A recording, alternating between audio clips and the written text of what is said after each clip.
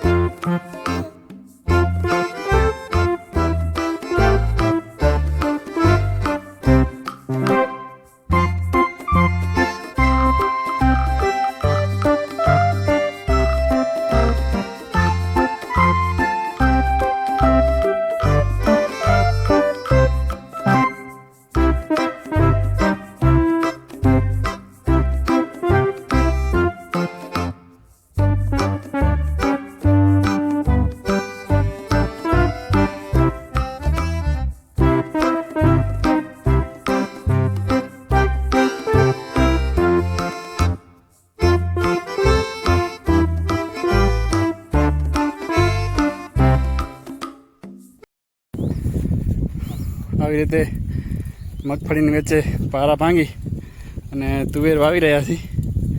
યુવરાજસિંહ બળદ બન્યા છે અને બાપા વાવી રહ્યા છે।